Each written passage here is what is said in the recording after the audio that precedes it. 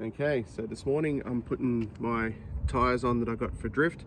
They're a 205 instead of a 225, so a little bit narrower, so they'll be a bit better for drifting. And these Bridgestone Turanzas are actually in pretty good condition on my 17s, so I'd rather use cheap tyres. So this one here, these are 205s on a 16-inch rim. The rolling diameter is pretty much the same because it's 205 55 and they're a 225 45. But yeah, I'll be able to pump them up to like 50 psi because this bucket of pus has about 3 horsepower. So I'm going to put these on. It's a little bit narrower, so yeah, it's time to have a play.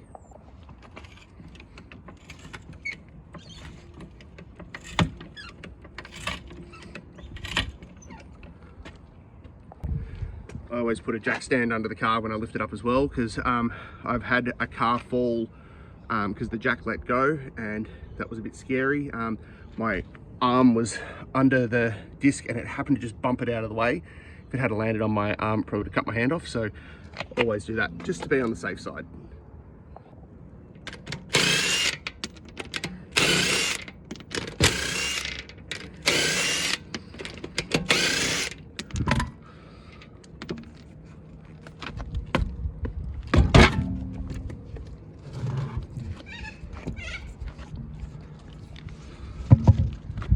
While I've got it off, I'm going to adjust the handbrake. Apparently you just reach in through one of these holes here, you can get in the right spot and adjust the handbrake, so I'm going to give that a go now. Okay, so to adjust the handbrake first, I've had to pull the big sock off the handbrake over there, and you can see this little noodle in here where the screwdriver's pointing to. You need to feed the screwdriver in from the end and push it in, so we'll see if I can do that quite easily. Let's see.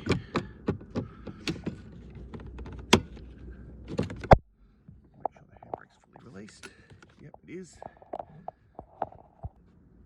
This is kind of tricky to do it one-handed, but I'm sure I can manage. Let's see.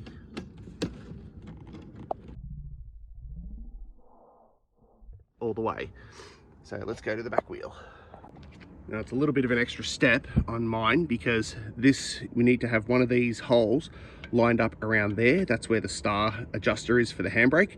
But I have a welded diff, so even with the handbrake off, I need to lift up both wheels to be able to rotate the axles. So now I'm going to jack up the other side. So I've moved the jack stand to there, so it's nice and solid, and I've got a wheel under the car as well, just to be on the safe side.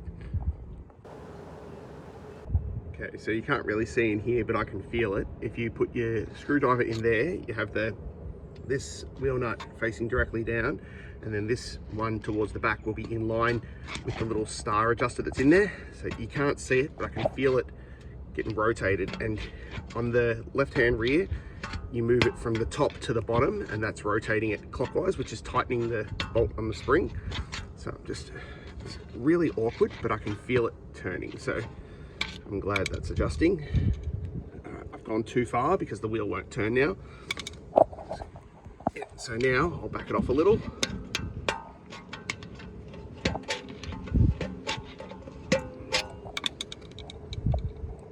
Still a little bit tight. So to back it off, I go move the handle of the screwdriver from the bottom to the top, which rotates the wheel, the adjuster out. Okay, that's turning by hand now. Good, so I'm happy with that one. Now I'll put the wheel on and do the other side. Okay, I've got an axle stand on that side, holding the wheel off the ground, and I'm about to take this wheel off.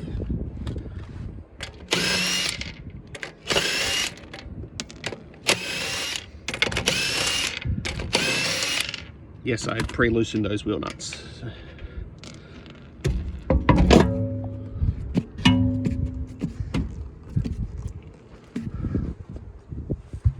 Okay.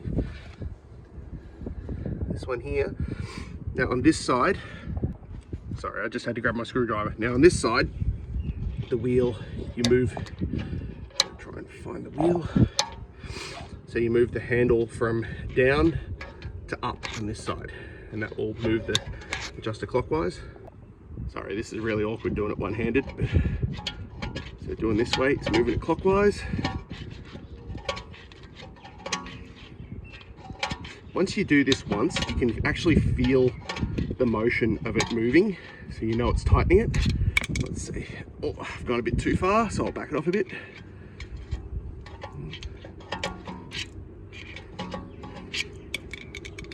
All right, now that's moving by hand. Probably a little bit tight, but that's okay. I'm going to be probably giving the handbrake a fair hammering this weekend. All right, now that's perfect now. So time to put the silly little 16-inch wheel on it. Okay, now that the wheel adjusters are done, we just need to flick this little lever off. So you can see here, it's going to get in. Just pushed it off and that released the spring. Oh, look at that. The handbrake only comes up about an inch. Just pull this back. All right, so we can see from fully down to fully locked, it comes up about an inch and a half. That's going to be so much better for drifting. I'm going to put this big handbrake sleeve back on properly, lower it down and take it for a test run. Now already that feels so much better. It only has to come up to there to lock the handbrake on. So that's going to be so much better. Before it was coming up to about here and it was a real pain in the neck. So I'm going to take it for a run and test it, make sure nothing's dragging. That's definitely much nicer. Took it for a run, handbrake locks fine, no dragging on the rear wheel, and it only comes up to there at full extension. So that should be pretty good. Just looks quite silly with the 16s on the rear and the 17 on the front, but I don't really care. It's not about how it looks, it's about how it goes. So yeah, 4 horsepower, you gotta do whatever you can to make it work. All right, cheers. Now the videos I do, they're by no means a tutorial. I'm not here to teach people how to do things. I'm just showing the steps that I've done with this. I'm gonna link to, I think his name was Grey Goose Racing, the video that I watched on YouTube about adjusting handbrakes. So I'll add a link to him in the description. But yeah, I'm happy with how the handbrake works, and hopefully I can get this car sideways pretty good on the weekend.